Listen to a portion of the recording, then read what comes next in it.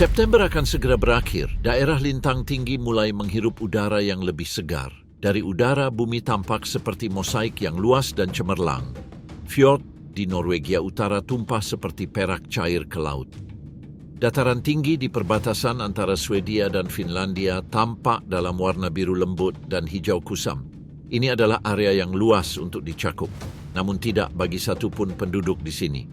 Cepat, tak kenal lelah. Dibuat untuk menghadapi musim dingin yang keras, nyaman di musim hangat. Di sini ia mendominasi termal tidak seperti yang lain. Elang emas, Aquila chrysaetos. Burung itu sedang mengamati wilayah yang akan segera diuji oleh es dan malam tanpa akhir. Jauh di bawah, sungai-sungai menyempit menjadi pita-pita hitam dan kawanan rusa kutub mulai gelisah bergerak menuju padang rumput musim dingin.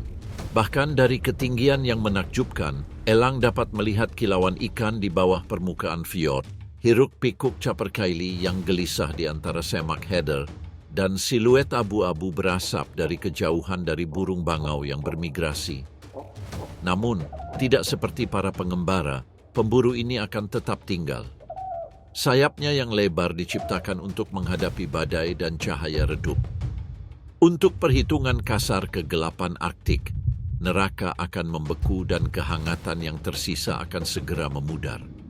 Anak laki-laki itu harus bertahan hidup untuk dapat melihat 1 tahun lagi. Fajar menyusup di Taman Nasional Oulanka, Finlandia dengan lapisan tipis keperakan.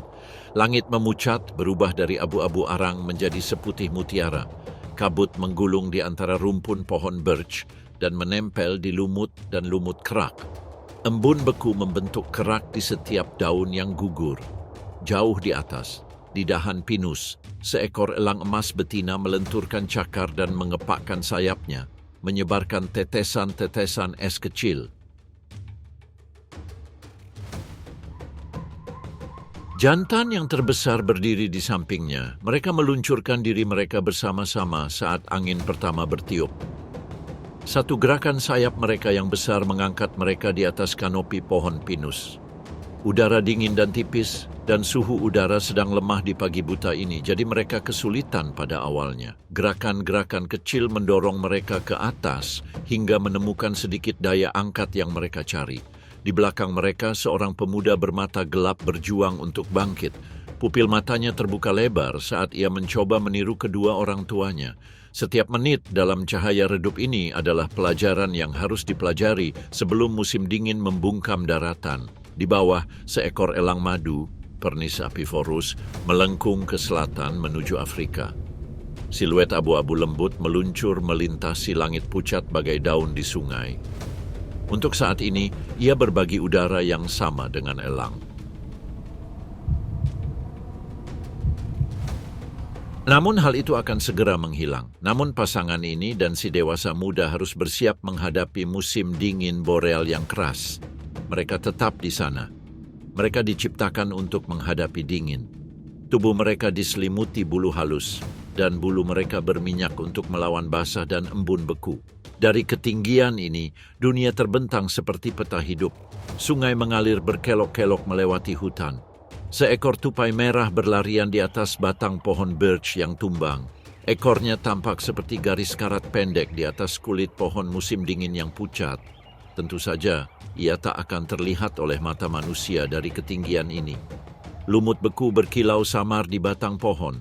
Jauh di bawah punggung bukit, seekor kelinci sepatu salju melesat keluar dari semak-semak yang rindang. Cakar putihnya berkilau di atas salju yang berbintik-bintik. Yang paling utama diperhatikan oleh elang emas betina. Hampir 1 kilometer tingginya, ia memperhatikan kilatan gerakan. Mungkin tampak luar biasa atau bahkan mustahil, tetapi bagi elang emas, itu sudah biasa. Matanya peka terhadap cahaya ultraviolet, yang memperlihatkan sedikit kontras bulu di atas salju. Penglihatannya 8 kali lebih tajam daripada manusia sehingga memungkinkannya membaca gerakan kumis. Pergerakan ekor. Bahkan cahaya bulan yang samar-samar terlihat di mata yang terbuka. Detak jantung kelinci hampir sama dengan detak jantungnya sendiri. Selama 3 hari yang sulit, ia berburu tanpa hasil. Seekor tikus vole menghilang di bawah lapisan es, seekor burung belibis terkejut dan tersapu oleh hembusan angin yang tiba-tiba. Kini, otot-ototnya menegang dalam perut yang kosong, dingin menuntut bahan bakar. Dia menunggu di atas lempengan granit yang terkikis angin, bulu yang ditekan dan halus. Dia membiarkan sinar matahari yang redup menghangatkan warna hitam pada rambut primernya. Tupai itu berhenti, kepalanya miring, tetapi itu bukan mangsanya. Ia tetap tak bergerak, sayapnya terentang. Kemudian kelinci itu melompat keluar dari persembunyiannya, melompat ke kulit kayu yang terbuka. Pupil matanya mengecil hingga seukuran jarum. Tanpa bersuara, dia meluncurkan dirinya sendiri. Sayapnya terbuka tiba-tiba dan kemudian terlipat rapat ke samping. Gravitasi mengambil alih. Dia jatuh. Udara menderu di sekujur tubuhnya, namun tetap sunyi. Embun beku berputar-putar di belakangnya. Ia jatuh lebih cepat daripada burung seukurannya. Diperkirakan 200 km per jam. Kelinci itu tidak mendongak. Ia tidak bisa. Gelombang kejut akibat jatuhnya tiba hanya sedetik sebelum ia mendongak. Terlalu halus untuk dibaca mangsanya. Di bawah, hutan tampak tenang. Hembusan angin yang salah perhitungan, perubahan medan yang tiba-tiba, dan penyelaman bisa gagal. Tapi kalimatnya sempurna. Pada saat terakhir dia meledak. Bulu ekornya menyebar. Bagian primer terbuka untuk menangkap udara. Tubuhnya melengkung, sayapnya patah. Cakar-cakarnya masing-masing melengkung seperti pedang lengkung dan didorong oleh gaya sekitar 180 kg, menjulur ke depan. Pukulannya kabur. Kelinci itu menjerit sesaat sebelum dunia menutup. Cengkeramannya mengerat, menembus bulu dan tulang dalam sekejap. Dia mengepakkan sayapnya sekali, dua kali, dan lift. Benda mati tersebut diangkat dari tanah. Otot yang dibangun untuk pegunungan mendorongnya ke angkasa. Beratnya daging yang hidup tidak mengganggunya. Ia memanjat melewati batas pepohonan, kelinci bergelantungan di lengannya. Di bawah, tupai menghilang di antara pepohonan birch. Keheningan kembali menyelimuti lembah, hanya dipecahkan oleh gemerisik bulu saat elang emas betina yang kenyang menunggangi arus udara ke atas. Sementara itu, pemuda itu menonton. Ini adalah keterampilan yang harus Anda pelajari. Orang tuanya akan memberinya makan semakin sedikit setiap harinya, memaksanya untuk membunuh atau kelaparan. Dia mencoba. Ketika turun dari punggung bukit, ia menutup sayapnya, meniru postur membungkuk. Namun waktunya tidak tepat, sudutnya dangkal. Kecepatan Anda terlalu lambat. Ptarmigan yang menjadi targetnya tiba-tiba mengeluarkan badai bulu putih dan menghilang ke dalam pohon birch. Elang muda bangkit lagi. Pada waktunya ia akan belajar berburu seperti ibunya. Dia harus melakukannya untuk bertahan hidup. Dia bisa terbang sekarang, tapi dia tidak pergi. Selama berminggu-minggu, ia akan tetap di sisi orang tuanya, mengikuti setiap langkah mereka. Setiap hari mereka menuntunnya lebih jauh ke dalam lembah, menunjukkan punggung bukit terbaik untuk didaki, sudut-sudut tersembunyi tempat kelinci meninggalkan jejaknya. Mereka tak mengeluarkan sedikit pun teriakan penghiburan.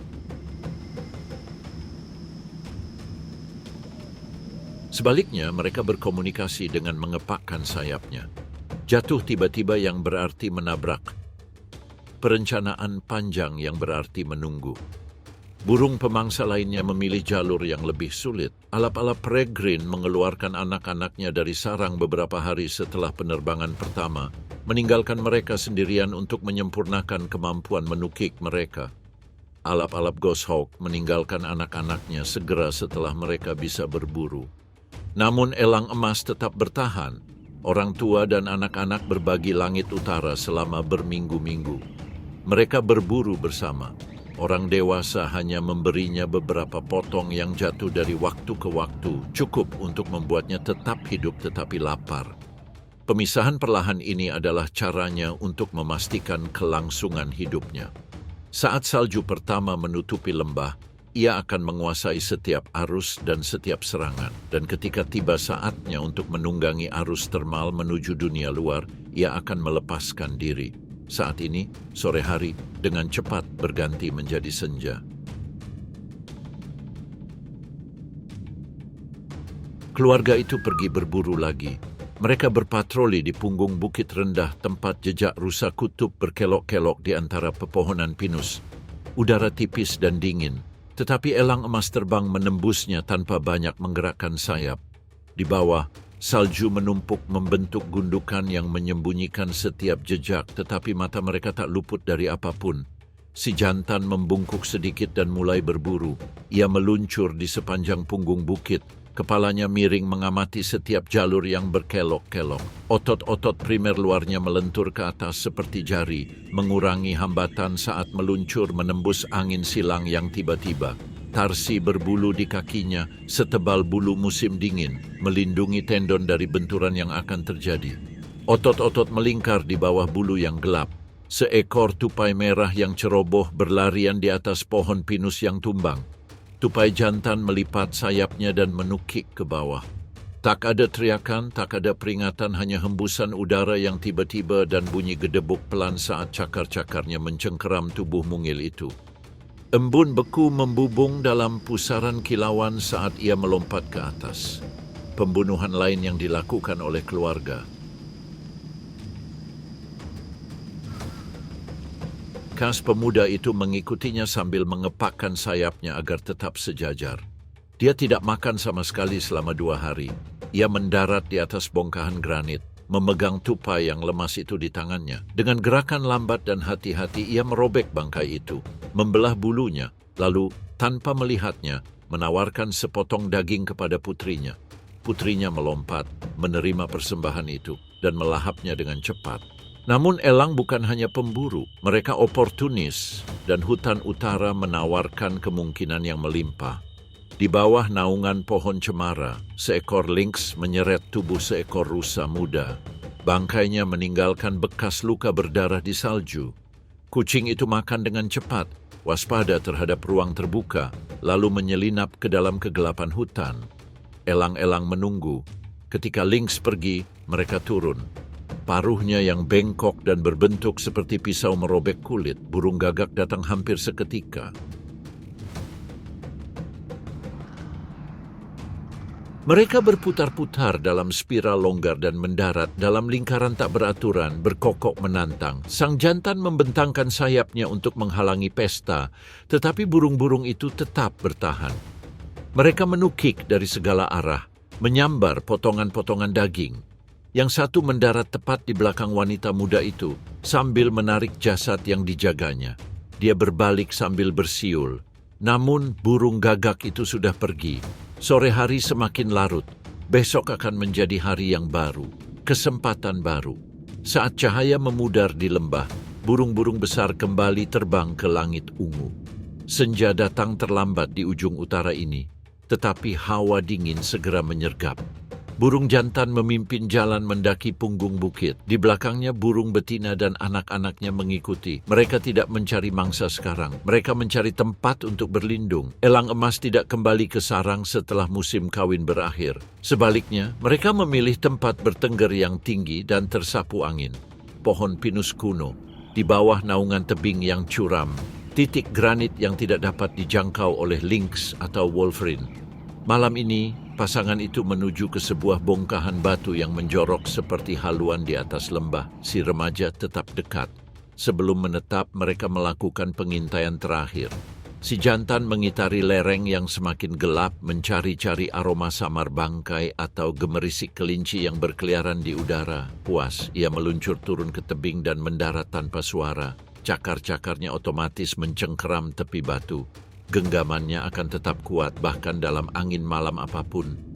Si betina bergabung dengannya, bulu mantelnya bangkit dan menempel di udara dingin. Ia meratakannya untuk menjebak kantong udara hangat di tubuhnya, lalu menyelipkan satu kaki ke bulunya, menjaga panas. Anak burung itu mendarat terakhir dengan sedikit canggung.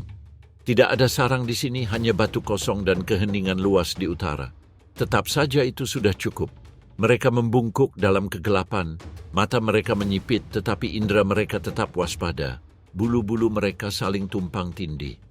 Sesekali sang jantan bergerak mengangkat kepalanya untuk merasakan angin atau merapikan bulu-bulu yang kusut. Anak-anaknya menirunya, menggigit ujung bulu primer mereka, menyelaraskan setiap barbula agar sayapnya terpotong rapi saat fajar. Sementara itu, jauh di timur, seekor elang berkaki kasar bergerak menuju Lapland. Pelancong lain yang melarikan diri dari hawa dingin. Malam di sini panjang dan terus bertambah setiap harinya. Di lembah, sungai-sungai tertutup lapisan es tipis yang retak perlahan di bawah berat dedaunan yang beterbangan. Di kejauhan, seekor rubah melolong. Elang-elang tertidur, kepala mereka tertunduk di bawah sayap, jantung mereka berdetak pelan, bulu-bulu mereka menegang menahan dingin yang menusuk. Pagi datang dengan enggan.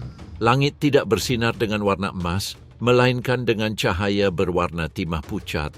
Embun beku di tanah cukup tebal hingga dapat menggigit bulu. Anak itu bangun dalam keadaan lapar. Dia bergerak di dahan, mengamati lembah di bawahnya untuk mencari tanda-tanda kehidupan. Orang tuanya sudah waspada. Hari sekolah baru dimulai. Mereka meninggalkan kandang ayam dan perburuan dilanjutkan. Spiral lambat di sungai tempat ikan terkadang meluncur di bawah es yang semakin menipis. Meluncur menuruni dinding tebing tempat burung petarmigan bersembunyi di antara bebatuan. Sebuah terjunan tiba-tiba saat seekor tikus tanah keluar dari persembunyiannya di pantai bersalju. Setiap keberhasilan memberi makan mereka semua. Di penghujung Oktober, pohon-pohon birch menggugurkan daun-daun terakhirnya dan badai salju lebat pertama datang dari Laut Barents. Angin mendorong es menuruni tebing-tebing pantai Norwegia, melapisi batu hitam dengan kerak tipis yang retak di bawah cakar Anda. Di sini, sang jantan membawa anak-anaknya dalam penerbangan yang lebih lama menguji ketahanan mereka.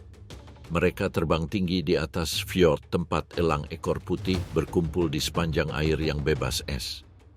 Ketika seekor kelinci gunung meluncur menuruni lereng bersalju, anak kelinci itu bereaksi dengan tiba-tiba dan tepat melipat sayapnya dan menukik ke tanah. Serangan itu tidak sempurna, tetapi cukup. Salju bermunculan di sekelilingnya, dan ketika salju mulai turun, kelinci itu berdiri tegak dengan cakar-cakarnya yang tertancap. Orang tuanya menonton dari punggung bukit, lalu lemparkan dirimu ke arah angin. Sekarang senja tiba sebelum sore hari. Hutan di bawah memudar menjadi bayangan tunggal. Angin membawa aroma musim dingin yang mendalam. Anak singa membersihkan paruhnya di dahan yang menghitam karena embun beku. Ia telah belajar membunuh. Sebentar lagi ia harus belajar bertahan hidup selama berbulan-bulan panjang ke depan. Malam tiba dengan hembusan dingin terakhir. Keluarga itu kembali ke tempat berteduh pinus mereka. Fajar datang terlambat di hutan utara. Keheningan dingin menyelimuti punggung gunung granit. Daun-daun pohon birch berkilauan karena embun beku saat cahaya pertama menyinari lembah. Si jantan mengangkat kepalanya, selaput niktitasinya meluncur di matanya dalam kedipan cepat yang berkilau. Ia melangkah maju dan jatuh dari dahan. Udara terasa keras dan beraroma lumut beku saat ia menstabilkan diri di puncak pohon. Hari berikutnya untuk berburu dan makan. Di tengah pagi keluarga itu mendaki lebih tinggi. Thermal lemah di musim gugur. Setiap meter ketinggian adalah hasil dari otot yang kuat dan gerakan yang panjang dan bertenaga. Yang jantan memimpin dalam spiral lebar hingga garis pepohonan berada jauh di bawah. Jejak tikus sawah tertinggal, tertulis di atas alang-alang yang membeku. Burung gagak berputar-putar di atas punggung bukit yang jauh. Sekawanan rusa kutub bergerak melewati gumpalan kabut. Si betina mengamati setiap kedipan mata. Berburu, itu berhasil. Umpan. Saat matahari mencapai puncaknya, masih rendah dan dingin, mereka bertengger di atas tonjolan granit yang dihangatkan oleh cahaya redup. Angin bertiup kencang di atas punggung bukit, mengibaskan bulu-bulu halus yang tersembunyi di bawah bulu pelindung mereka. Mereka menghadapinya, membiarkan udara menyisir mereka untuk mengusir tungau dan membunuh parasit. Satu demi satu mereka menyelidiki tulang-tulang yang tersembunyi. Mereka menusukkan paruhnya yang bengkok ke sumsum tua, lalu dia melemparkan cetakan-cetakan itu bola-bola kulit dan tulang yang padat ke tepian. Ketika rasa lapar mereka mereda, mereka membersihkan paruh mereka di dahan-dahan yang tertutup salju. Udara dingin mulai terasa dan matahari terbenam di balik cakrawala. Meskipun hari baru setengah jalan, mereka memanjat lagi, memanfaatkan angin sore yang meluncur melintasi punggung bukit.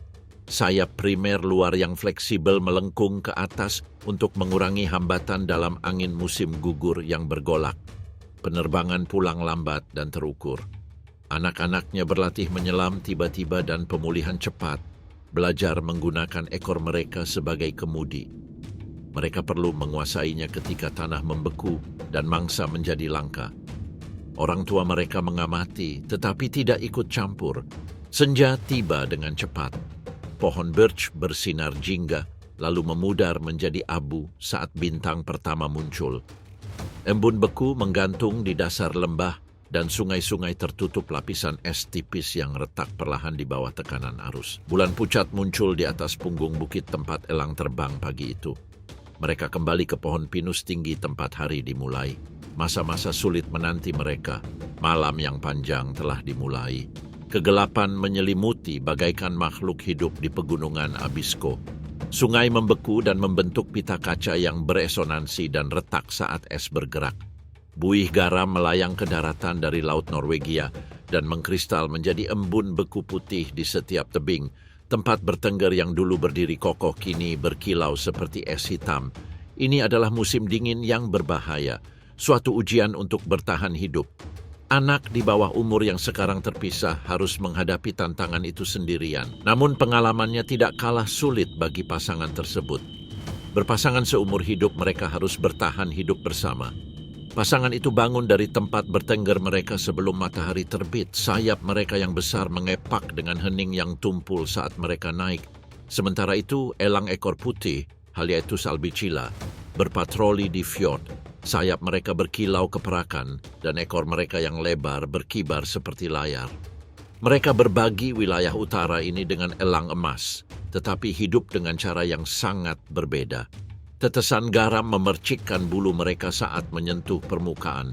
Pada ketinggian 100 meter, mereka dapat membaca permukaan seperti membaca peta. Turbulensi kecil menandakan kawanan ikan haring. Riak kecil menandakan kemunculan seekor salmon. Mata mereka, yang telah beradaptasi sempurna untuk menembus silau dan pantulan, fokus pada kecemerlangan.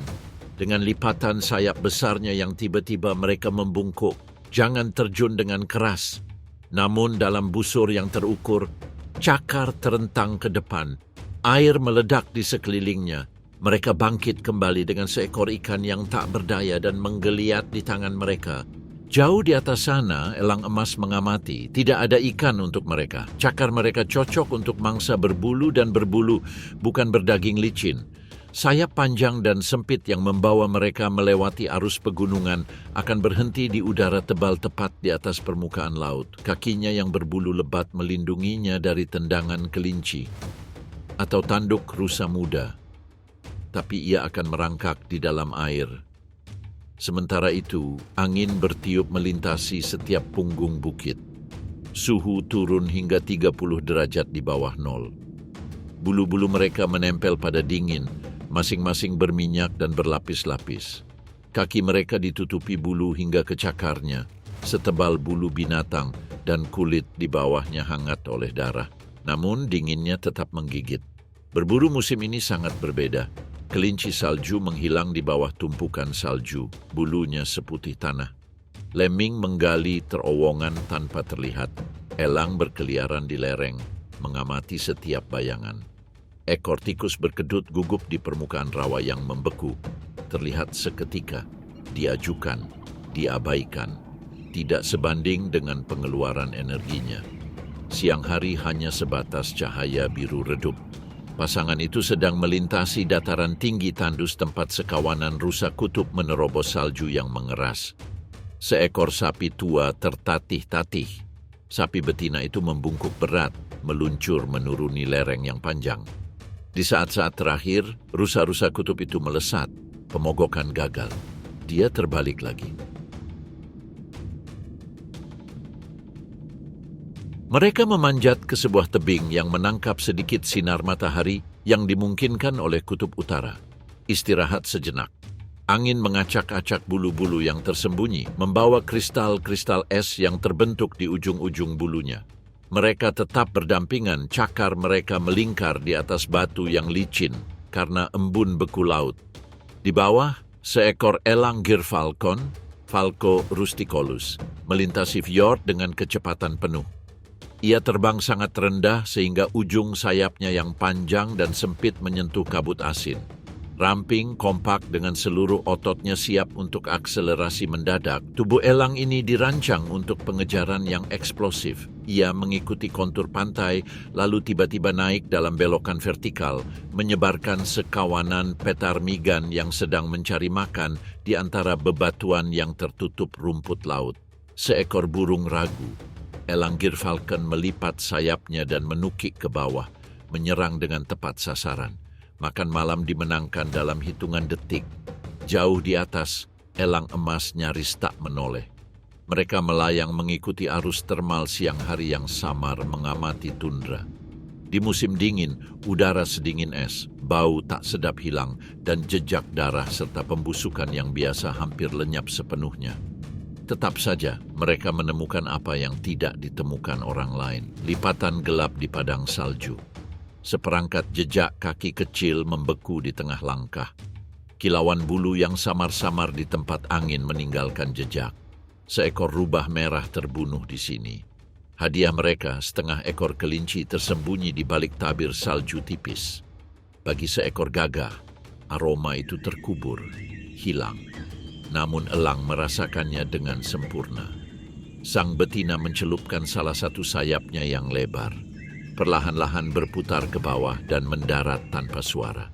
Dia menutupi temuannya, melengkungkan sayapnya seperti tenda hidup. Si jantan duduk di sampingnya. Bersama-sama mereka mulai makan, merobek kulit beku dengan paruh bengkok yang dirancang untuk memotong urat dan memecahkan es yang mengeraskan daging. Gagak pertama tiba tak lama kemudian. Ia merekam sekali dan segera diikuti oleh 3 gagak lainnya. Mereka melompat lebih dekat, mendekati cakar elang hingga jarak beberapa kaki. Pasangan itu mengembangkan sayap mereka dengan lebih kuat. Seekor gagak berani menerjang dengan cepat dan disambar dengan serangan yang membuatnya terjungkal ke belakang. Seekor elang berkaki kasar berputar ke bawah. Begitu terlalu dekat, elang jantan melesat dengan kekuatan yang tiba-tiba.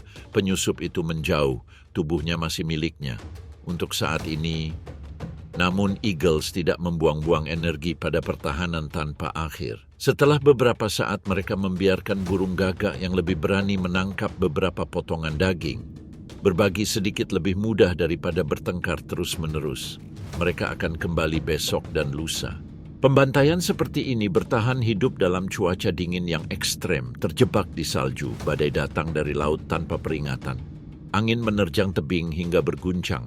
Salju meluncur ke samping, menyapu daratan dan langit. Pasangan itu berjongkok di tepian yang terlindung dari angin, membelakangi angin, sayap mereka menyilang bagai perisai. Berjam-jam berlalu, embun beku menyebar di puncak-puncaknya, tapi mereka tidak bergerak. Jantung mereka melambat menghemat panas. Ketika badai melanda, mereka bangkit lagi dalam ketenangan yang tiba-tiba dan misterius. Selama minggu-minggu panjang kegelapan, hidup mereka terbatas hanya pada pergerakan, penglihatan, dan makanan berikutnya. Setiap hari adalah pertaruhan. Mereka mengikuti jejak serigala, menyadari kawanan itu mungkin meninggalkan sisa-sisa daging rusa kutub.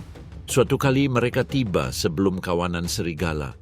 Seekor rusa jantan muda tergeletak tak bergerak, mati beku. Si betina mendarat terlebih dahulu sambil menutupi tubuhnya rapat-rapat, sementara si jantan berjaga-jaga. Tidak ada sejauh ini. Lalu, riak muncul dalam keheningan. Bentuk-bentuk abu-abu muncul di antara batang-batang pohon birch, serigala. Serigala pemimpin berhenti, moncongnya terangkat saat mencium aroma darah dan burung pemangsa. Serigala waspada terhadap mangsa yang baru saja dibunuh, takut terluka, bahkan ketika mangsanya sudah mati. Mereka berputar-putar, menguji udara, mengamati siluet aneh burung-burung besar. Elang tidak bergerak, Mereka mencabik-cabik daging beku dengan gerakan cepat dan brutal. Paruhnya menghantam tulang. Para serigala mendekat, membentuk lengkungan yang semakin lebar. Otot-otot mereka menegang. Sesaat tampak seperti jalan buntu. Namun tak ada saingan di sini. Serigala pemimpin menundukkan kepala dan maju sambil menggeram pelan. Tanpa teriakan, para elang terbang. Mereka mundur ke taji granit hitam. Malam semakin larut, serigala merobek daging dari tulang. Setelah kenyang, mereka kembali ke hutan beberapa jam kemudian. Baru setelah tundra kosong, elang-elang itu kembali dan mendarat lagi di samping rusa kutub yang semakin kaku. Sebagai oportunis yang sabar, mereka akan kembali besok dan lusa hingga hanya tulang rusuk yang tersisa. Saat malam tiba, mereka bertengger di dekat pohon pinus yang tertutup salju. Bulu-bulunya saling tumpang tindih sehingga panas berpindah dari satu tubuh ke tubuh lainnya. Bersama-sama mereka akan bertahan melewati musim dingin yang paling keras. Satu hari pada suatu waktu, Februari membawa secercah harapan akan kembalinya burung. Hari-hari terasa semakin panjang setiap menitnya. Elang-elang merasakannya dalam darah mereka. Penerbangan mereka menjadi lebih panjang. Kicauan mereka lebih sering. Mereka mulai terbang tinggi di atas tebing tempat mereka bersarang tahun lalu, menguji situs lama itu. Namun, musim dingin masih tetap ada. Di malam hari, suhu kembali turun dan sungai-sungai meluap karena es yang mencair. Elang-elang terbang sebelum fajar. Di bawah mereka, elang ekor putih masih bekerja di fjord, mencari ikan di tempat air pasang dan arus laut tetap terbuka. Namun, elang emas terbang ke pedalaman. Tertarik ke dataran tinggi tempat kawanan rusa kutub mulai berpindah dan kawanan kelinci mulai berpindah. Hari berikutnya adalah pemindaian, perburuan, dan pesta. Maret tiba dengan kilatan cemerlang yang tiba-tiba. Matahari terbit lebih tinggi. Salju melunak di lereng selatan, memperlihatkan punggung tikus vole yang berwarna coklat dan jejak kaki ptarmigan. Pasangan itu menunggangi arus termal kuat pertama tahun ini. Mereka telah melewati malam yang panjang. Mata mereka yang lebih tajam dari sebelumnya mengamati bumi yang mulai terbangun. Seekor kelinci tidur di bawah salju. Bulu putihnya berpadu sempurna dengan salju, namun mereka telah mendeteksinya. Si betina membungkuk tajam, melipat sayapnya dan membiarkan dirinya jatuh. Salju meledak dalam ledakan pucat dan cakarnya menyerang. Kelinci tidak pernah bangun. Ia menyeret mayat itu ke gundukan salju dan membentangkan sayapnya untuk menutupi pintu masuk. Hanya tersisa garis samar, tanda yang begitu halus bahkan gagak pun tak dapat melihatnya. Tempat persembunyian ini akan bertahan selama berhari-hari, tersembunyi hingga rasa lapar memanggil. Hantu melintasi punggung bukit saat mangsanya bersembunyi. Sayap putih lebar menyapu udara yang tenang. Seekor burung hantu salju terbang tinggi. Setiap kepakan sayapnya lebar dan senyap, nyaris tak mengguncang embun beku. Dari kejauhan, burung hantu itu tampak melayang, alih-alih terbang. Hanya ketika ia menukik, bintik-bintik abu-abu samar itu menunjukkan bentuknya. Burung hantu sedang berburu. Di bawah salju yang mengeras, tikus tanah menggali terowongan di sepanjang jalan setapak yang sempit. Burung itu memiringkan kepalanya yang bundar, memusatkan setiap getaran di telinganya yang tersembunyi di balik bulu-bulunya. Ia melayang sebentar, sayapnya membentuk huruf V yang dangkal, menangkap gemerisik bulu yang samar di atas es. Lalu jatuh, salju meledak menjadi awan debu. Burung hantu itu berdiri lagi sambil memegang erat seekor tikus, lalu dia pergi. Elang emas jantan menemukan bangkai sebelum fajar. Kaki rusa kutubnya terjepit di celah batu, kaku bagai besi. Ia menambatkan diri dan mematuk es dengan paruhnya, memukul-mukul berulang kali hingga lapisan esnya runtuh. Embun beku retak di bawah tekanan. Dia merobek potongan daging dan menelannya utuh. Di bawah, seekor Wolverine berputar-putar dalam kegelapan. Berbahu berat, sabar, menunggu kesempatan. Elang menutupi bangkai, sayapnya terbentang untuk menyembunyikan mangsanya. Wolverine mendekat, lalu bersembunyi di balik bayangan. Namun makan bukan satu-satunya perhatiannya. Musim telah berubah.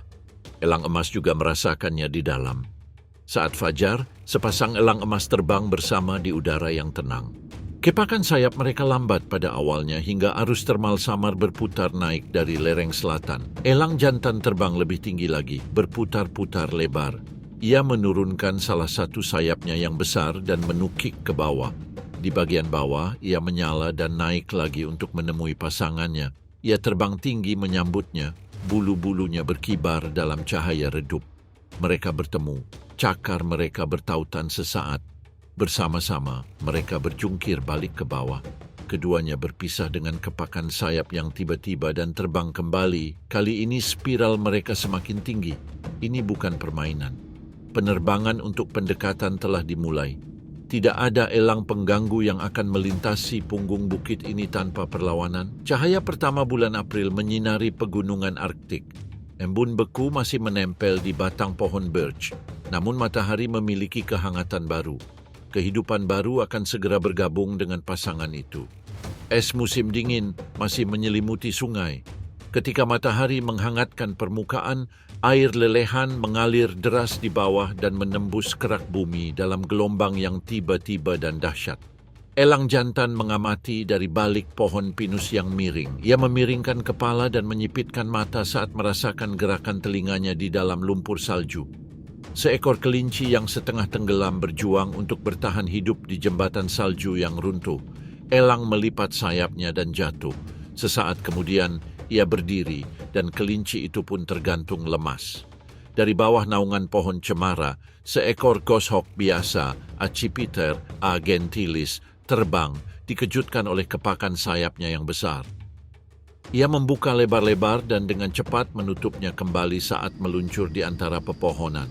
Hutan ini adalah dunianya elang goshawk. Di lorong-lorong sempit yang dipenuhi batang pohon dan cabang pohon, kecepatan dan kelincahan adalah yang terpenting. Ia juga datang berburu, tertarik oleh kelinci yang sama gelisahnya.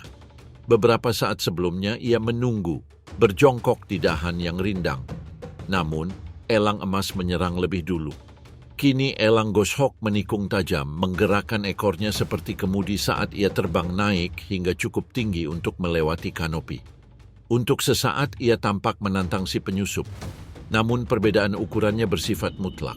Elang goshawk diciptakan untuk penyergapan mendadak di hutan, bukan untuk berduel dengan raksasa di tempat terbuka. Dengan gerakan cepat, ia terbang menjauh, meluncur di atas puncak-puncak pohon dengan gerakan bergelombang. Di bawah, di antara pepohonan pinus, ia menghilang lagi. Sebentar lagi akan ada perburuan lagi. Seekor belibis kayu ketakutan karena bersembunyi di liang salju. Seekor tupai salah memperhitungkan lompatan. Pada siang hari, pencairan semakin cepat. Lapisan es retak dan bergemuruh di sepanjang sungai, menyebabkan getaran di dasar lembah. Elang emas betina meluncur rendah, mengamati celah-celah gelap tempat salju berganti menjadi air mengalir. Ia melihat seekor salmon mati terdampar di kolam yang mencair. Setelah mendarat, ia menutupinya dengan mantelnya. Sayapnya terbentang untuk menyembunyikan mangsanya dari kawanan gagak. Saat hari menghangat, serangga menetas dalam awan yang tiba-tiba. Ptarmigan mengais-ngais di salju basah, mencari tunas willow pertama. Anak-anaknya yang kini lincah dan kuat setelah pelajaran keras musim dingin menguji keterampilan mereka. Seekor ptarmigan jatuh terlalu cepat ke arah ptarmigan dan menabrak tumpukan salju, menimbulkan awan putih. Burung muda itu berdiri tegak, singkirkan debunya, dan naik lagi. Saudaranya menonton dan belajar. Di dekatnya, seekor merlin melesat lewat di sepetak tanah abu-abu, mengejar mangsa yang sama. Sore hari membawa irama yang berbeda. Sepasang elang emas kembali ke tempat bertengger mereka. Mereka berbagi sisa-sisa tubuh kelinci, mencabik-cabik daging dengan paruh bengkok mereka yang mampu mengupas urat-urat seperti kertas basah. Malam yang panjang telah mengeraskan mereka. Bulu-bulu tebal masih memerangkap udara dingin. Bulu-bulu luarnya menutup rapat untuk melindungi diri dari hujan es yang kadang-kadang jatuh dari awan yang terlambat. Paru-paru mereka yang besar dan efisien dengan mudah menyerap oksigen murni dari pegunungan. Mereka dapat bertahan berhari-hari tanpa makan jika perlu. Namun mereka tidak harus melakukan itu, tidak lagi. Setiap kali matahari terbit, lembah menjadi sedikit lebih hijau. Tunas pohon willow membengkak, alirannya mengalir bebas. Tikus sawah dan lemming keluar dari liangnya. Makanan tidak lagi langka. Pada akhir bulan Mei, ikatan antara pasangan ini tidak dapat disangkal lagi. Mereka terbang bersama di atas sungai yang mencair. Elang jantan membawa ranting dan rumpun-rumput ke sarang di sisi tebing. Elang emas berumur panjang dan mempertahankan wilayah yang sama selama puluhan tahun, jadi sarangnya bukan sekadar tumpukan ranting. Sarang itu dibangun selama puluhan tahun. Ciri khasnya adalah adanya lapisan-lapisan cabang. Beberapa bahkan terbuat dari perak yang diputihkan dari musim-musim lampau, tertanam jauh di dalam batu. Lebar 3 meter, cukup berat untuk menahan badai gunung. Yang jantan memiliki distribusi yang luas.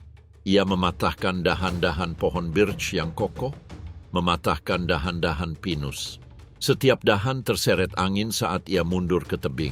Ia mendarat dengan keras, cakarnya menggores batu. Sang betina menyambutnya dengan teriakan pelan. Ia meraih setiap dahan, memakukannya ke teralis, menghentakkan kakinya, menguji cengkeramannya. Tidak boleh ada celah. Perubahan yang ceroboh dapat menyebabkan anak ayam terjatuh. Sekarang bawa lumut, rumpun-rumput. Ranting pinus mengeluarkan getah tajam. Ia menempelkannya ke jantung sarang. Dadanya membentuk cangkir. Tempat berlindung yang sempurna di tengah malam yang dingin dan terik matahari siang. Hijau segar bersinar di tepian. Ini adalah sinyal bagi elang manapun yang lewat. Tempat ini telah diklaim. Di dataran rendah, burung pemangsa lainnya memilih jalur lain. Osprey membangun panggung tiang yang lebih ringan di atas kayu mati dan tiang listrik. Alap-alap peregrin hampir tidak membutuhkan apapun. Mengikis kerikil di lereng curam saja sudah cukup. Alap-alap berkaki kasar membangun gundukan di tanah yang dilapisi bulu. Gundukan ini menghilang saat badai musim dingin pertama. Namun elang emas membangun untuk keabadian. Batu di bawahnya, cabang demi cabang di atas. Senja mulai tiba. Si betina berbalik dan kemudian tenggelam ke dalam cangkir yang baru dilapisi. Si jantan berdiri berjaga di sebuah taji berbatu, berwarna hitam dengan latar belakang langit berwarna tembaga. Kemudian, fajar baru. Saat kehangatan menyebar, Arktik menguji semua makhluk. Badai tiba-tiba datang dari Laut Norwegia, menyelimuti puncak-puncak gunung dengan salju segar. Elang-elang menunggu badai berlalu di tempat persembunyian mereka. Bulu-bulu mereka halus dan mata mereka setengah tertutup.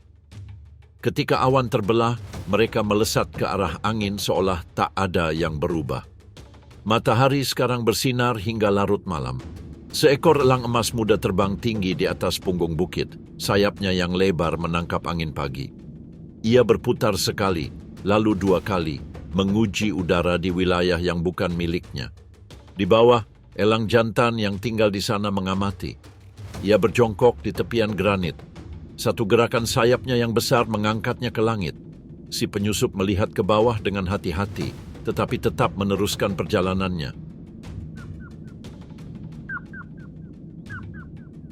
Jantan yang tinggal di sana memanjat semakin tinggi. Dia tidak pernah menelepon. Di puncak pendakiannya, tiba-tiba ia melipat sayapnya. Jatuhnya dimulai. Ia menukik seperti tombak. Elang muda itu berbelok, terkejut, kilatan cakar, kepakan sayap yang tajam, dan pengejaran dimulai. Mereka berputar-putar di atas lembah. Burung muda itu mencoba berguling-guling di tong dengan putus asa, berbalik untuk memperlihatkan cakarnya sebagai bentuk pertahanan. Namun penduduk setempat semakin mendekat. Dia menyelam lagi dan lagi. Akhirnya si penyusup menyerah. Sang pemenang melambat lalu berbalik kembali ke arah tebing.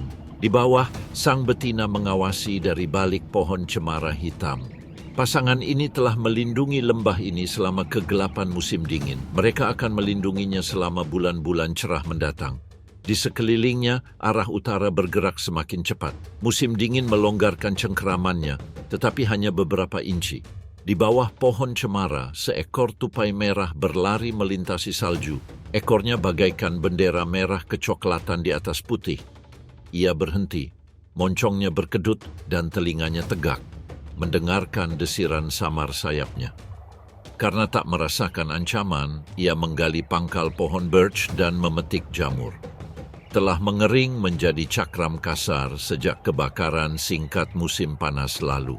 Gigitan cepat, pandangan sekilas, dan tupai itu menghilang lagi ke dalam jalinan akar yang gelap. Di atas, sepasang gagak berkibar dan berkokok. Sepanjang musim dingin, mereka mengikuti elang emas yang tinggal di sana, mengingat setiap bangkai yang dibawa burung pemangsa itu.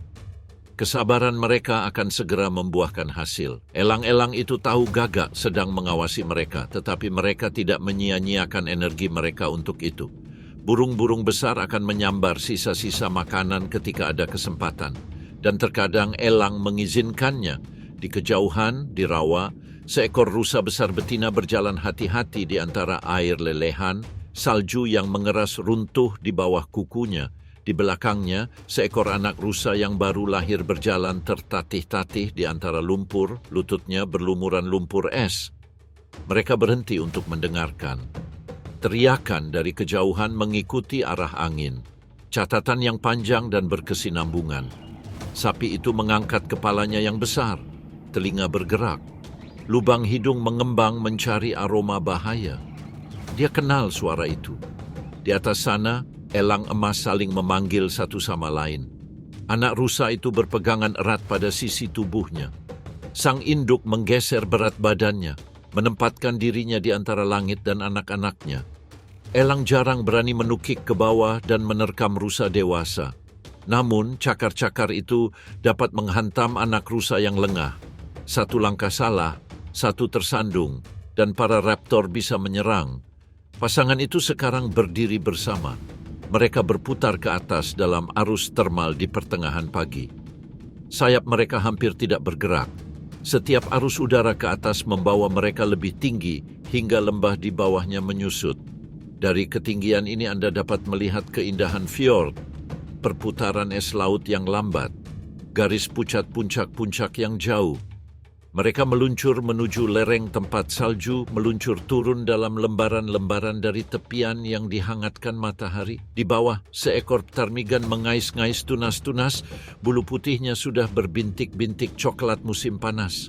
Si betina menundukkan kepalanya, dengan sedikit melipat sayapnya, ia pun jatuh di bawah ptarmigan membeku.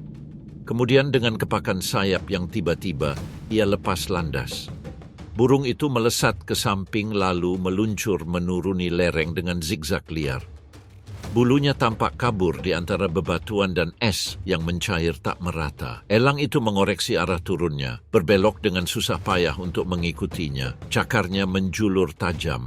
Namun ptarmigan itu melintir lagi dan melingkar menjadi lipatan pohon birch kerdil. Cabang-cabangnya menutup di belakangnya. Elang bangkit dan meninggalkan penyelaman. Dia berlari menaiki lereng dan memanjat. Kegagalan selalu menjadi kemungkinan.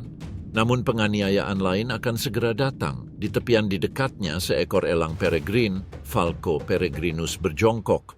Bulu-bulunya menempel di batu. Matanya mengikuti setiap kedipan gerakan di lereng putih. Lalu tanpa peringatan ia jatuh. Jatuhnya dimulai dengan terkendali. Dengan sayapnya terbentang ke arah tubuh, elang itu turun dengan kecepatan sekitar 300 km per jam. Ini 2 kali lebih cepat daripada penyelaman tertajam elang emas. Sebuah belokan mendadak. Seekor peta armigan dikejutkan oleh gelombang bayangan. Elang itu menukik ke bawah, menyerang, dan dampaknya adalah retakan tajam di udara. Untuk sesaat, predator dan mangsa jatuh bersamaan. Kemudian elang itu terbang lagi sambil menggenggam erat hadiah itu. Namun ledakan api itu telah melelahkan tubuh kecilnya. Dengan jantung berdebar kencang, ia harus kembali ke tebing dalam hitungan menit atau berisiko kelelahan. Sebuah tebing tinggi menawarkan keamanan dan platform batu sempit yang dihangatkan matahari. Di sana, ia mencabik mangsanya dengan gigitan cepat dan efisien, tanpa membuang apapun. Di atas, elang emas mengamati.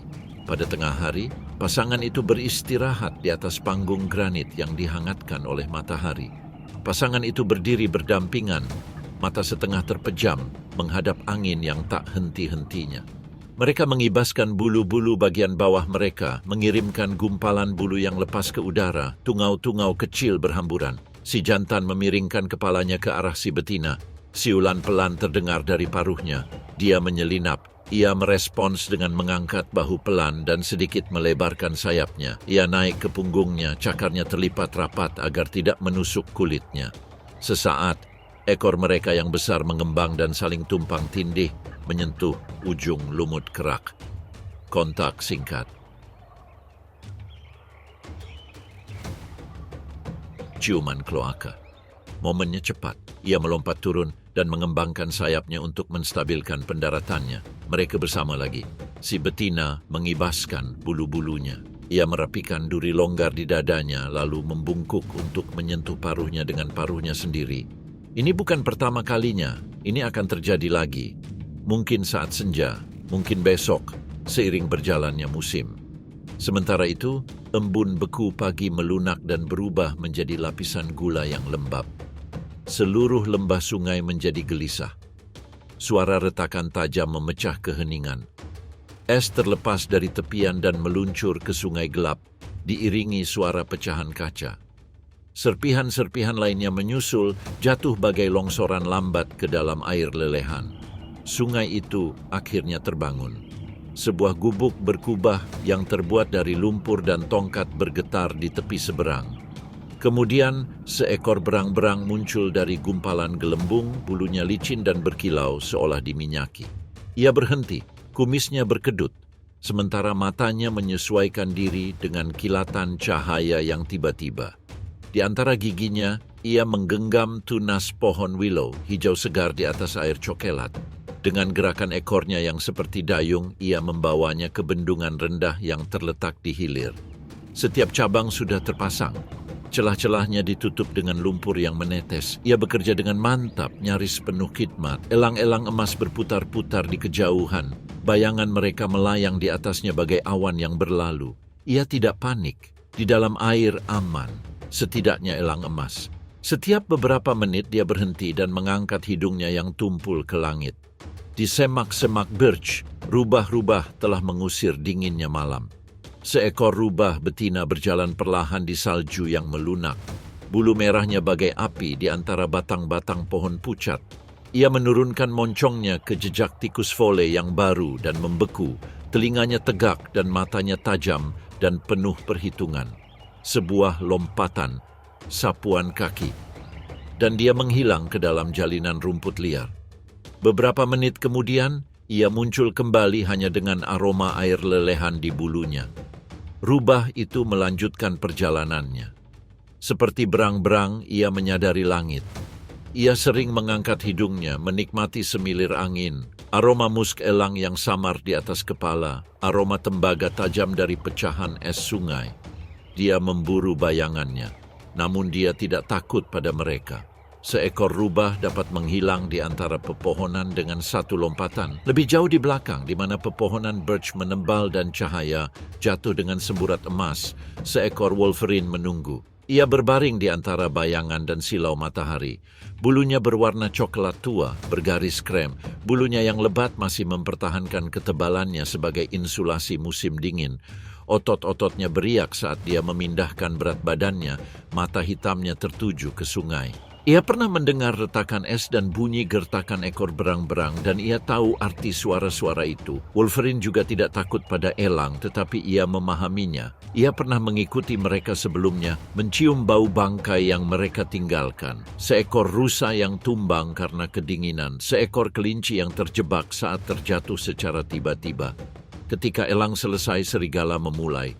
Dia membungkuk, cakar melentur, mendengarkan desisan air dan desahan pepohonan saat lembah menghangat. Kesabaran adalah senjatanya. Di atas segalanya, elang emas terbang tinggi. Mereka melihat setiap gerakan di bawah. Mereka tidak turun. Senja segera tiba, membasahi lembah dengan cahaya kuning keemasan. Elang-elang kembali terbang setelah perburuan yang sukses. Perut mereka terisi daging, dan memanfaatkan arus termal terakhir menuju tempat perlindungan malam mereka. Di bawah mereka, seekor lynx meluncur di antara pepohonan alder, telinganya tegak dan cakarnya tak bersuara. Di utara, malam tidak pernah benar-benar tiba di bulan Mei. Elang-elang bertengger bersama di pohon pinus yang tinggi, kepala tertunduk. Di sekitar mereka, suara-suara pencairan masih terdengar, gumaman sungai di kejauhan, gonggongan rubah yang tajam, suara genderang burung snipe di senja hari. Mereka beristirahat, tetapi semua indera mereka tetap waspada. Kerontokan tidak pernah terjadi secara tiba-tiba. Bulu-bulu primer yang lama rontok secara berurutan, berganti bulu demi bulu. Bahkan, selama bulan-bulan pembaruan yang panjang, bulu-bulu tersebut tidak pernah kehilangan kemampuan untuk memanjat, menyelam, dan bertarung. Matahari musim semi memancarkan kilatan cahaya yang tiba-tiba di atas sungai-sungai. Salju yang mencair tampak berkilau bagai kaca yang mengilap. Bagi kebanyakan makhluk, silau itu akan membakar dan membutakan. Namun pada mata elang, pigmen lensa berubah dan menggelap. Penglihatan tetap tajam. Saat fajar, lembah kembali bergejolak. Sepasang burung bangau terbang rendah, teriakan mereka menggema di tebing. Mereka terbang berputar-putar pada ketinggian rendah di atas air. Panggilan mereka bergema di dinding batu lembah. Tokoh protagonis laki-laki. Leher terentang, mata mengamati perairan dangkal tempat alang-alang melengkung tertiup angin pagi. Di belakangnya si betina mengikuti, tubuhnya sedikit miring ke satu sisi, sehingga sinar matahari terbit memantul dari bulu-bulunya. Di bawah, rawa terbangun, katak-katak berkokok dari sudut-sudut tersembunyi, dan serangga-serangga kecil melayang di udara hangat.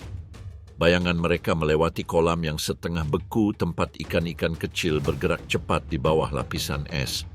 Dengan perubahan yang tiba-tiba mereka jatuh lebih jauh ke bawah. Akhirnya mereka mendarat di gundukan lumpur yang sempit, mendarat begitu ringan hingga nyaris tak mengganggu air. Untuk sesaat mereka tak bergerak, kepala tegak. Kemudian si jantan membungkuk dan membentangkan sayapnya membentuk lengkungan anggun. Si betina menanggapi dengan anggukan kecil. Mereka akan segera pindah ke alang-alang untuk mencari makan dan merawat diri. Namun saat ini mereka tetap tidak disorot. Hari-hari berlalu, musim berlanjut, Juni telah tiba. Matahari Arktik tidak pernah terbenam. Ia berputar dalam lingkaran lambat di atas cakrawala. Tebing Lapland panas dan kering. Bagi elang emas yang tinggal di sana, ini adalah musim kelahiran. Banyak dan tuntutan yang tiada henti.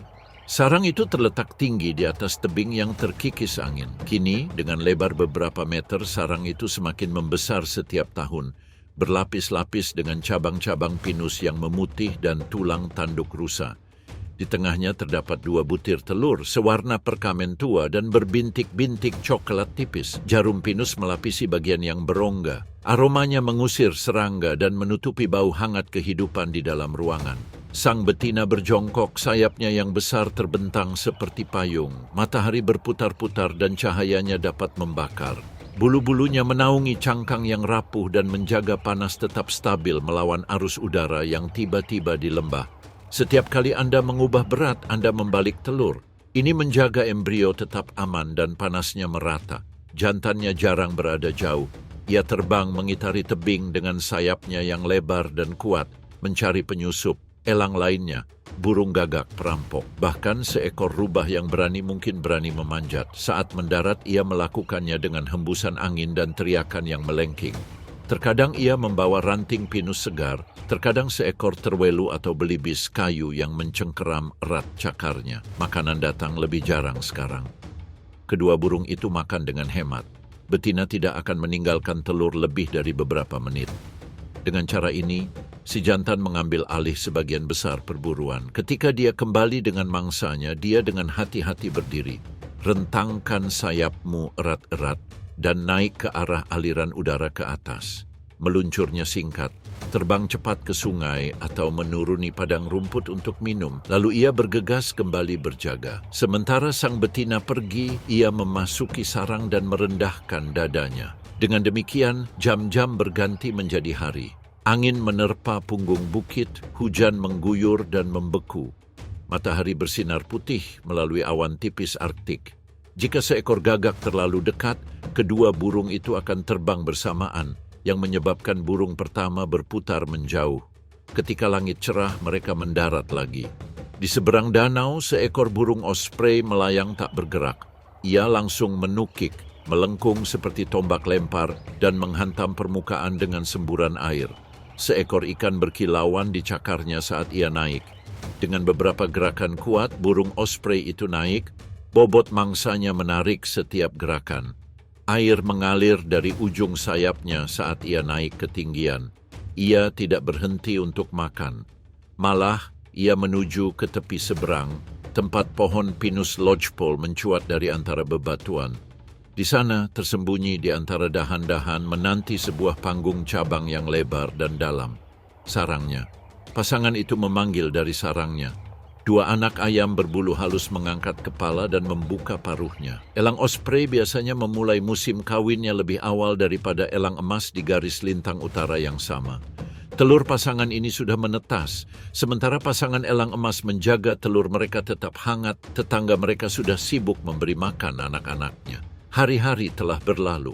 Yang baru, meskipun matahari belum pernah terbenam, sang jantan meninggalkan sarang saat cahaya pertama muncul. Ia menunggangi arus termal yang naik dari batu panas dan naik hingga dasar lembah menjadi kabur berwarna hijau. Dari ketinggian ini, setiap gerakan dapat terlihat. Seekor terwelu dengan santai menggigit rumput yang telah diremajakan. Si jantan melipat sayapnya dan menukik ke bawah. Pintu masuknya sunyi. Cakar-cakarnya mencakar dengan kekuatan 400 pon per inci persegi. Mangsanya langsung jatuh. Perburuannya cepat dan penuh belas kasihan. Ia makan secukupnya untuk memuaskan rasa laparnya, lalu menyeret sebagian mangsanya ke lubang yang teduh. Lumut dan tanah yang dingin akan menjaga dagingnya tetap segar. Dia akan kembali dengan potongan-potongan pilihan untuk sarangnya. Ketika dia membawa makanan, si betina berdiri. Dua anak ayam telah memecahkan cangkangnya. Mereka pucat. Bulunya berwarna krem muda. Dia memotong daging kelinci menjadi potongan-potongan sempit. Setiap gigitan cukup kecil untuk ditelan. Anak-anak burung menggigit dengan kekuatan yang mengejutkan. Lalat berkerumun di tengah panas. Jarum pinus yang mengandung resin melakukan tugasnya, tetapi induknya juga membantu. Mereka mengaduk alas tidur, mengacak-acak, dan mengibaskan bulu-bulu, dan mengipasi anak-anak burung dengan sayap mereka yang setengah terbuka. Saat angin bertiup kencang, mereka menghadapinya dan membiarkan angin mendinginkan anak-anak ayam berbulu mereka. Di bawah, kehidupan menjadi hidup seiring musim. Terwelu Arktik merumput di antara pepohonan willow. Bulu mereka tak lagi putih bersih. Musim semi menghadirkan semburat abu-abu dan cokelat yang membaurkan mereka dengan tanah yang mencair. Seekor betina merumput terpisah dari yang lain. Telinganya bergerak mengikuti irama setiap desiran angin. Sisi-sisinya membengkak karena kehidupan. Di bawah bulunya, anak-anak yang belum lahir menendang. Ia berdiri dengan kaki belakangnya yang kuat dan menguji udara. Aroma tunas willow menyelimutinya. Jauh di atas, sebuah bayangan terbang. Elang emas jantan. Kelinci itu membeku. Elang itu terus berjalan. Sang betina menundukkan kepalanya lagi, mencabik-cabik tunas baru. Sekarang ia harus makan terus-menerus. Saat bayi itu lahir, mereka akan lahir dalam keadaan tertutup bulu seluruhnya. Selama beberapa minggu yang rapuh, mereka akan bersembunyi di bawah pohon willow yang sama. Di dekatnya, seekor kelinci jantan sedang memperhatikan, hidung berkedut, siap memberi peringatan dengan pukulan kuat kaki belakangnya jika ada bahaya yang mendekat. Bersama-sama mereka merumput dan mendengarkan. Siang hari membawa panas bahkan di dunia utara ini. Sang betina bertengger di tepi sarang. Sayapnya sedikit terangkat untuk mengeluarkan udara hangat yang terperangkap di bulunya. Anak-anak burung terkesiap, paruh mereka terbuka. Di bawah, seekor beruang cokelat mengarungi sungai, membalik-balik batu untuk menangkap burayak salmon. Itu tidak menimbulkan ancaman apapun terhadap sarang. Sore harinya hanyalah warna yang lebih lembut dari siang hari. Jeritan tipis dan kasar membelah udara pegunungan. Masih diselimuti bulu halus pucat, anak-anak burung itu mengangkat paruhnya yang ramping ke langit. Si jantan harus membawa daging berulang kali. Dalam beberapa minggu pertama ini, setiap anak burung dapat menelan daging seberat-berat badannya sendiri setiap hari. Seekor kelinci, seekor belibis kayu, bahkan daging dari mayat jika keberuntungan mengizinkan. Ketika si jantan akhirnya muncul, teriakannya semakin keras. Cakarnya mencengkeram seekor terwelu muda, lemas dan kaku karena kedinginan. Ia mendarat dengan hembusan angin kencang. Si betina maju dan mencabik-cabik bangkai terwelu menjadi potongan-potongan tipis. Anak-anak burung pun menyerang, tatapan mata tajam, paruh yang mengatup. Yang satu menang terbanyak, yang satu lagi menunggu sambil menjerit hingga potongan berikutnya ditawarkan kepadanya. Hari demi hari, pola itu terulang kembali. Sang jantan muncul saat fajar, memanfaatkan arus termal hingga ia menjadi titik di puncak gunung, lalu menukik dengan kecepatan tinggi untuk melahap mangsa apapun yang ditawarkan tundra. Menjelang siang, ia kembali, dan pada sore hari ia berangkat lagi, terkadang berhasil membunuh 4 atau 5 mangsa dalam satu hari. Sang betina mengawasi sarang dan makan bersama anak-anaknya. Ia menelan sisa-sisa makanan itu sendiri hanya ketika keluhannya mereda. Pada minggu kedua, bulunya berubah menjadi abu-abu berasap. Bulu-bulu halusnya menyebar seperti deretan paku. Sayapnya memanjang dengan cepat, bulu-bulu primernya sudah menangkap angin gunung saat mengepak. Mereka melompat dari satu sisi ke sisi lain platform tongkat yang sangat besar itu. Sang betina mengikuti setiap gerakan, melebarkan sayapnya untuk melindungi diri dari tersandung fatal. 3 minggu berlalu, sarangnya berbau damar dan daging kering. Bulu-bulu anak burung berubah menjadi coklat tua berkilau dengan tepi keemasan. Sekarang mereka merentangkan tubuh dan meninju udara. Teriakan mereka lebih keras. Kurang seperti bayi, lebih seperti orang tua mereka. Pada usia 40 hari, berat badan mereka bertambah 3 kali lipat, tulang mereka menebal, dan otot mereka mengeras untuk terbang. Sang betina masih memberi mereka makan, tetapi dengan lebih sedikit antusiasme. Ketika sang jantan kembali membawa mangsa, ia mengambil sebagian terlebih dahulu. Ia mengerti kebutuhan mereka, tetapi ia juga harus menghemat tenaganya. Segera dia akan menggambarnya keluar. Sarang itu kini terasa sempit. Anak-anak burung mondar-mandir di tepian tanpa lelah. Satu melompat ke dahan pohon pinus tua di dekatnya, menggaruk kulit kayu dengan cakarnya. Anak burung lain mengikuti, setengah melompat, setengah meluncur melalui celah sempit itu. Lompatan-lompatan pendek dan panik ini adalah ujian pertama mereka. Para orang tua menonton dari tebing terdekat. Mereka memanggil anak-anak burung dengan siulan lembut. Terkadang si jantan datang membawa terwelu atau belibis kayu yang baru ditangkap, tetapi ia tidak langsung mendarat. Sebaliknya, ia berputar kembali. Mangsanya masih menggantung di cakarnya, lalu memanggil lagi. Rasa lapar membangunkan anak-anak burung. Mereka condong keluar, sayapnya gemetar. Ketika akhirnya mendarat, ia bukan di sarang, melainkan di dahan yang berjarak beberapa meter. Ia merobek sepotong daging dan menunggu. Anak-anak burung bergerak maju, membentang melintasi ruang kosong, lalu jatuh kembali, ragu-ragu. Induk mereka bernyanyi lirih. Seorang anak muda melompat mendekati tepian, sayapnya setengah terbuka. Hembusan angin yang tiba-tiba mengangkat bulu-bulu panjang itu. Untuk sesaat, anak ayam itu terdorong ke atas. Anak ayam sekarang akan melompat atau mengepakkan sayapnya ke arah makanan. Orang tua membawa makanan, tetapi mereka menaruhnya semakin jauh. Pertama, 1 meter jauhnya. Lalu, 2. Anak-anak rubah mulai melontarkan diri dari tepi sarang, mengepakkan sayap dengan ganas untuk mendarat di tepian terdekat. Di lembah di bawah, anak-anak rubah berjuang di rerumputan, kelinci merumput di antara pohon-pohon willow, dan agas terbang tinggi di awan yang berkilauan. Di seberang danau, anak-anak burung osprey juga sedang terbang. Sarangnya memahkotai pohon cemara yang setengah tenggelam. 2 anak burung bertengger di tepinya, Sayap mereka setengah terbuka, bulu-bulu mereka masih lembut dan pucat di tepinya. Seekor anak burung melompat lebih dulu. Ia jatuh seperti batu sebelum angin mengangkatnya. Untuk sesaat ia terhuyung-huyung, ekornya mencambuk liar untuk menjaga keseimbangan. Kemudian ia stabil dan mulai menelusuri lingkaran lebar dan lambat di atas air dangkal. Saudaranya memanggil dari sarang. Di bawah sana, para induk sudah bekerja. Si betina mengapung, kepala tertunduk, mata terpaku pada kilauan ikan di bawah. Tiba-tiba berhenti, ia melipat sayapnya dan melompat ke air, memercikkan air. Dia muncul kembali, cakarnya mencengkeram tempat bertengger yang menggeliat. Dia naik ke langit dan memanggil anak ayam yang sedang berputar-putar. Elang laut muda itu mendekatinya, merespons dengan teriakan samar. Terbangnya canggung, ia mengepakkan sayapnya tak beraturan. Elang jantan datang berikutnya, membawa mangsanya sendiri. Ia bertengger di dahan dekat sarang dan merobek sepotong daging, lalu menawarkannya kepada anak burung kedua yang masih tergeletak di tanah. Rasa lapar menyeret pemuda yang enggan itu ke tepi jurang. Sayapnya bergetar, lalu dia melompat untuk mencari makanannya.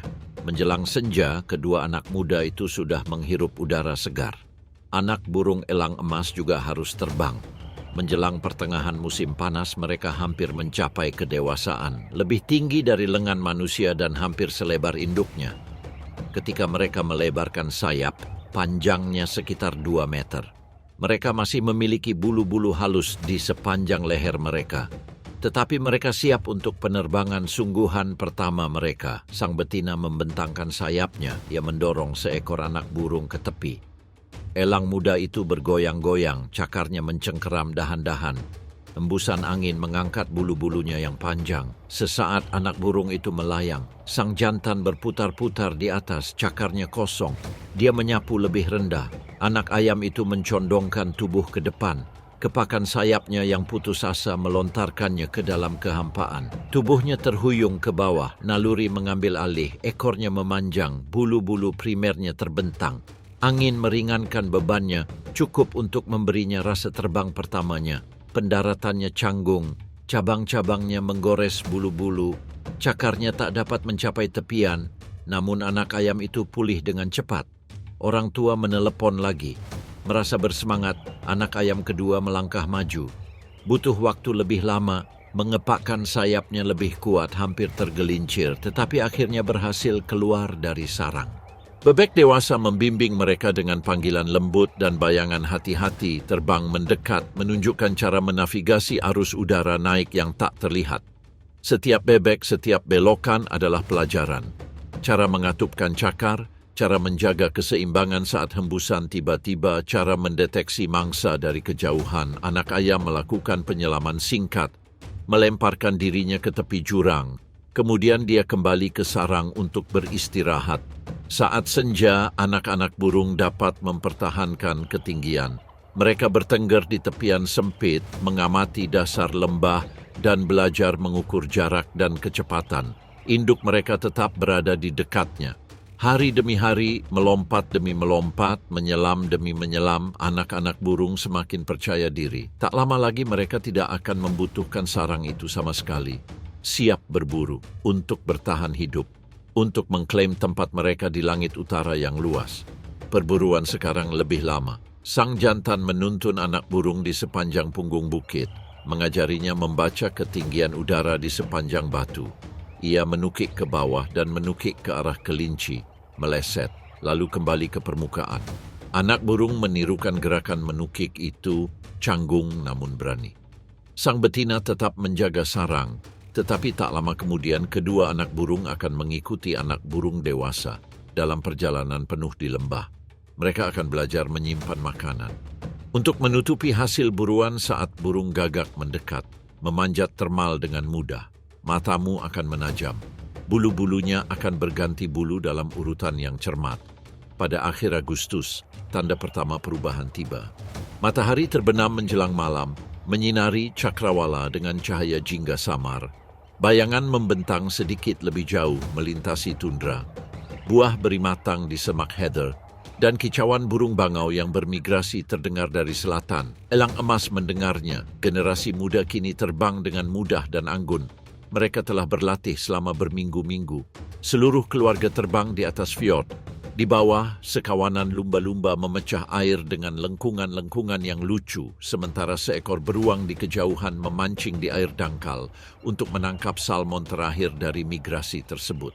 Burung-burung osprey sedang kembali ke rumah. Elang berselancar di arus termal terakhir hari itu.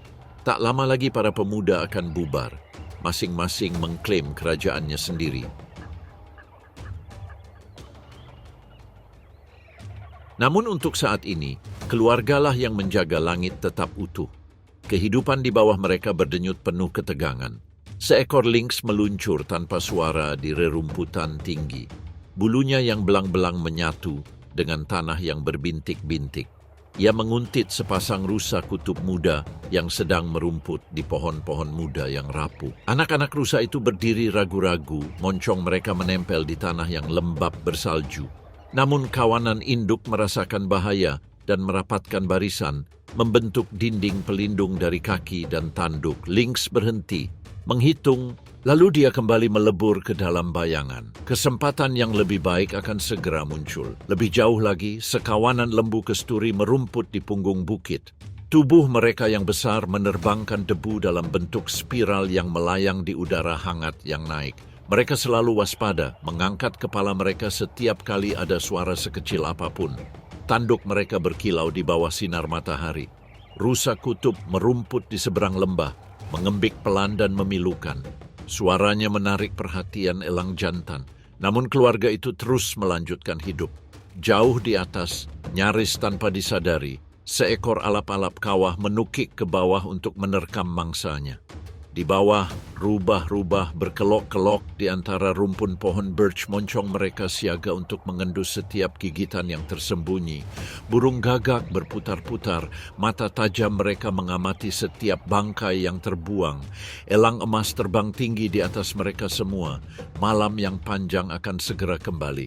Udara sudah berbisik tentang musim dingin, salju. Dari keheningan, hari-hari terus berlalu, lalu berminggu-minggu. Tak lama kemudian, hutan birch berubah warna menjadi merah tua. Angin dingin bertiup melewati lembah. Elang emas merasakannya pertama kali. Tahun terus berganti. Pasangan itu memanjat melalui langit berwarna kuning. Anak-anak dibesarkan. Wilayah dipertahankan. Terbang diajari. Mereka berputar bersama. Hari-hari semakin pendek. Elang dewasa berburu dari jarak jauh. Salju turun. Embun beku semakin tebal. Namun elang-elang itu bertahan. Bulu halus yang lebat memerangkap panas. Paru-paru menyerap oksigen dari udara tipis. Puasa berlangsung selama berhari-hari. Di kejauhan, anakan tahun lalu kini menjadi predator penyendiri dan mandiri. Ia meluncur di atas pohon birch bernoda tembaga, sayapnya panjang dan kokoh, menangkap arus termal samar yang beriak melintasi tundra. Kini sendirian, hamparan luas di bawahnya menjadi taman bermain sekaligus tantangan. Setiap aroma, setiap kibasan bulu, setiap bayangan terasa berarti. Dia mengamati tanah yang tertutup salju. Mata melirik ke segala arah pada gerakan sekecil apapun. Seekor kelinci melompat di antara pohon-pohon willow yang kerdil. Ia membungkuk, setengah berjongkok, cakarnya siap. Namun kelinci itu cepat. Ia bangkit lagi, berputar-putar, belajar, mengukur. Tembakan yang meleset. Kesempatan lain besok. Ia melayang melewati punggung bukit yang jauh di mana sepasang elang berkaki kasar terbang ke selatan. Sayap pucat itu bersinar bagai es musim dingin. Migrasi mereka mudah. Matanya mengikuti mereka sejenak. Ia akan tetap di sini, di utara yang dingin. Siang hari ia mendarat di tebing yang tersapu angin. Bulu-bulunya berkibar dan cakarnya mencengkeram batu. Ia menghaluskan bulu-bulu bagian bawahnya, mengibaskan embun beku. Rasa lapar tak kunjung hilang, tetapi keterampilannya terus berkembang. Dia mengembangkan sayapnya lagi, naik ke arus yang tak terlihat. Terkadang ia berputar-putar di dekat wilayah tempat ia dibesarkan. Di bawah, pasangan dewasa berputar-putar dalam aliran air panas yang tinggi. Mereka memanggil. Suatu hari nanti, ia juga akan mengklaim sebuah lembah, membesarkan anak-anaknya, dan mengajari mereka kesabaran dan ketelitian yang kini ia tekuni sendirian. Tapi tidak sekarang. Elang emas betina tidak mencapai kematangan seksual penuh sampai mereka berusia 4 hingga 6 tahun. Untuk saat ini, dia berlatih. Itu tampak jelas. Dia membungkuk, bertahan hidup. Sementara itu, kedua anak burung itu terbang meninggalkan sarang untuk pertama kalinya tanpa bayangan langsung induk mereka. Mereka membentangkan sayap, bulu-bulu mereka menangkap setiap pusaran angin. Mereka berputar-putar di atas tebing, awalnya ragu-ragu, berbelok-berbelok, menguji arus yang tak terlihat. Orang tuanya bertengger di punggung bukit terdekat. Mereka tidak menelepon, mereka tidak mengejar.